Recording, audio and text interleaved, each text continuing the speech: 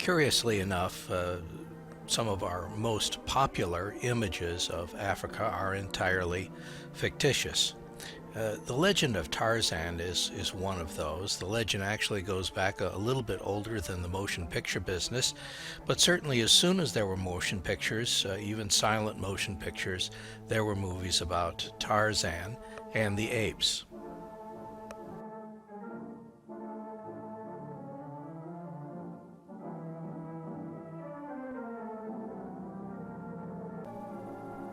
The core of the story of Tarzan is quite clear. There's a disaster of some kind, and as a result of that disaster, there's a European couple that's stranded in Africa, and they have a child.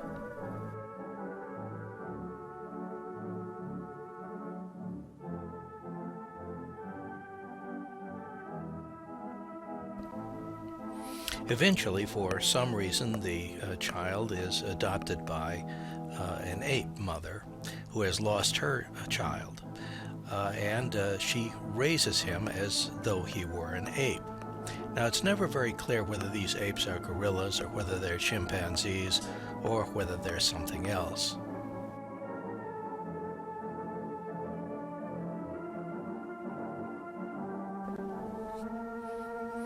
Now, after the child has grown to be a man, there's a European safari that comes into this neighborhood, and this, of course, is the safari that includes Jane.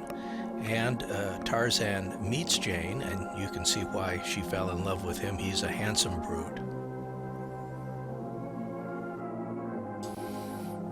Now, it wasn't long after the Tarzan movies started coming out that burlesques of Tarzan started coming out. This is a baby burlesque, that is, small children are going to be taking the main parts of the story.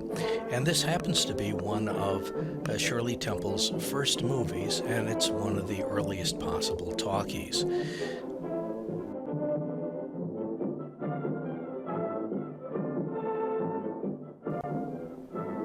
Well, if Tarzan is the king of the apes, the next thing that we need to have is some definition of just exactly what an ape is and how it relates to monkeys and other primates. Primates first appeared in the fossil record over 50 million years ago.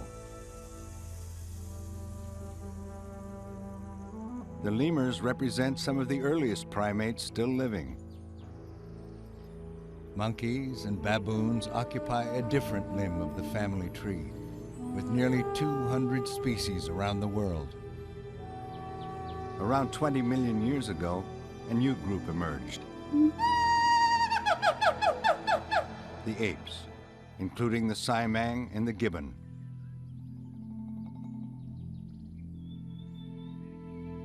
And then there are the great apes, the orangutans of the Pacific, the gorillas of Central Africa, and the chimpanzees.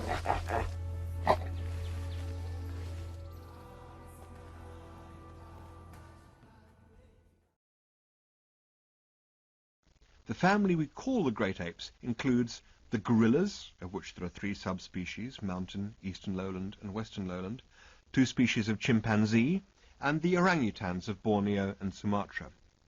Great apes was originally created specifically to drive a wedge between us and them, and yet it is now widely accepted that the gorillas and chimpanzees separated from us on the evolutionary tree more recently than they did from other great apes.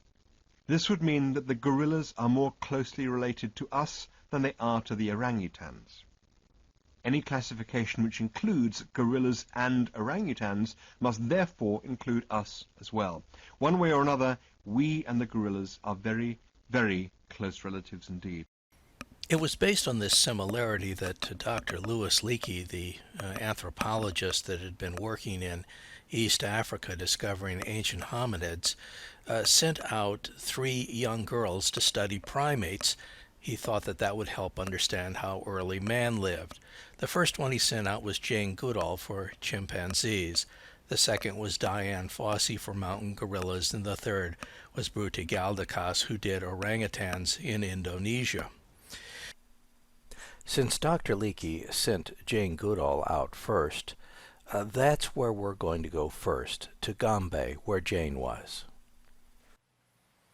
Jane Goodall is one of those people that needs no introduction, so here's an introduction.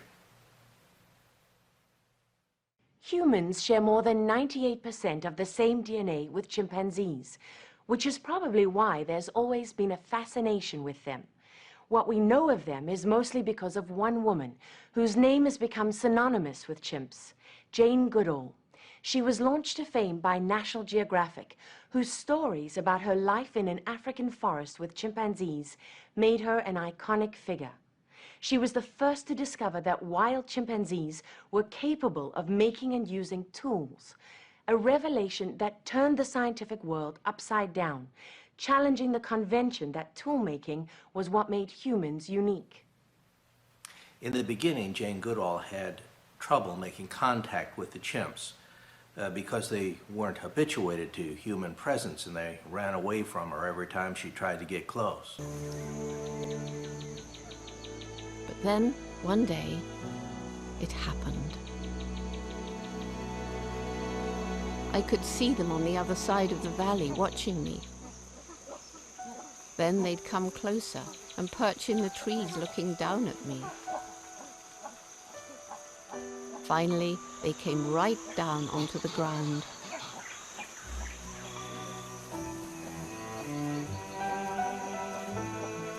I knew that I'd finally been accepted, the first time a mother let her infant chimp actually come right up to me. I called that little chimpanzee Fifi, and our friendship has lasted over 40 years.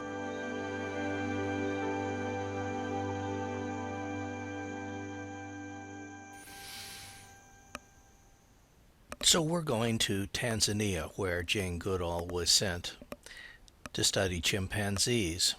Tanzania is about 50% larger than Texas. But the little spot that Jane worked was called Gombe, and it's only about 10 miles wide at the far end near Lake Tanganyika.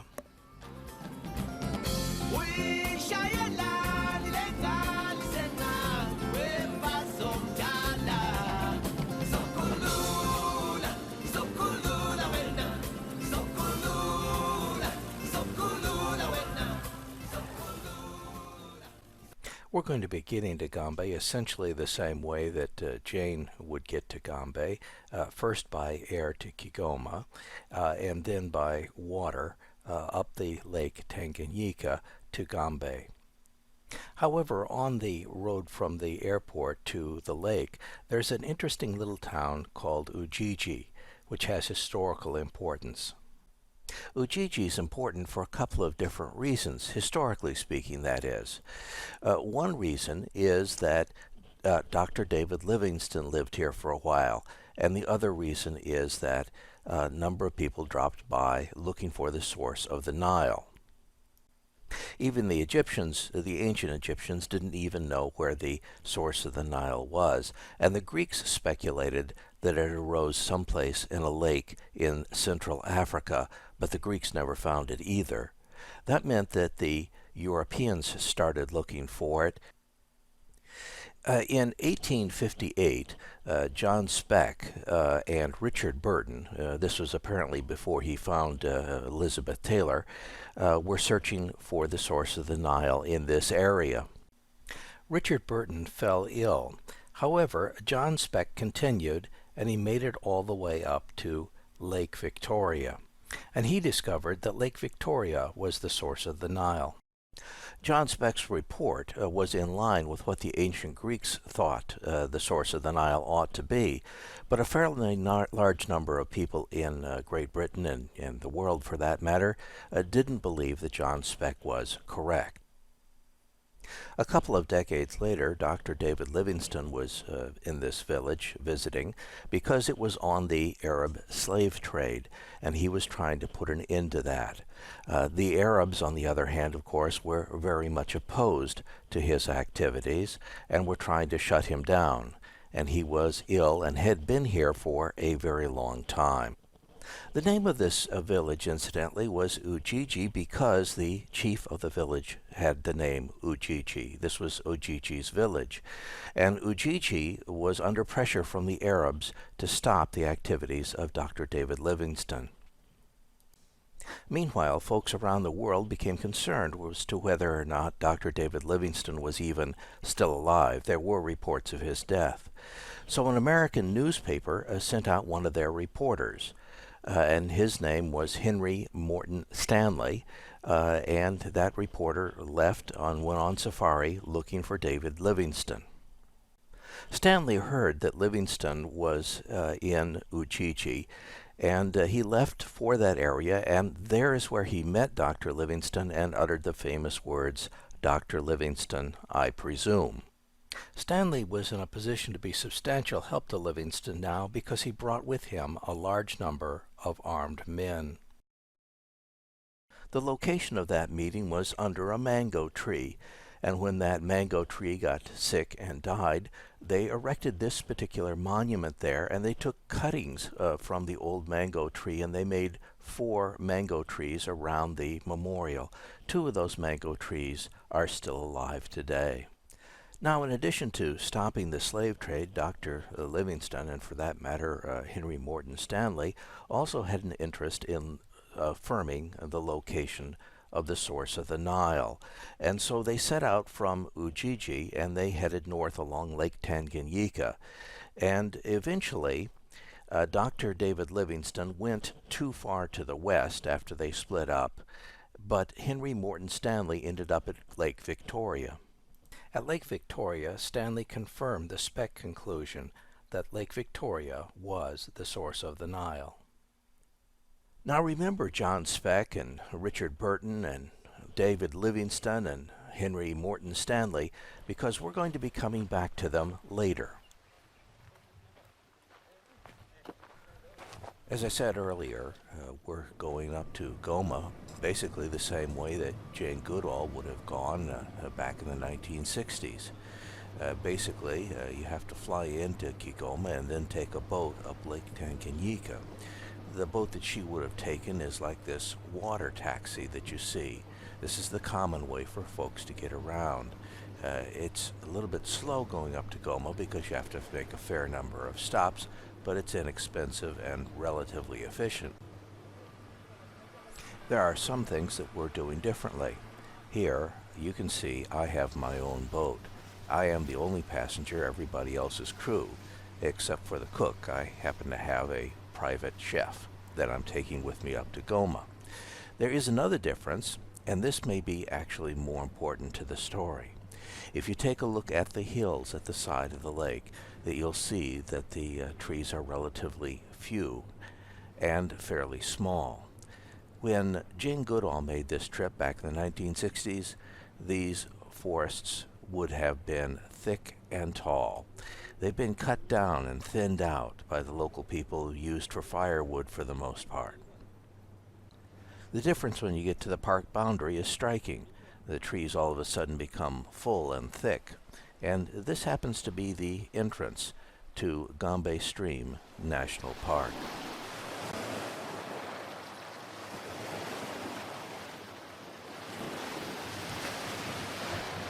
Welcome to Gombe National Park. In Swahili, the word welcome is karibu, and that's what everyone here says, karibu. My guide and I were talking last night about a couple of different things. One of the things that we talked about was the size of Lake Tanganyika. Lake Tanganyika, which is what they call the lake that the Gombe is situated on, is the basis for the name of the country, Tanzania. The Tanzan part, of course, is from Lake Tanganyika.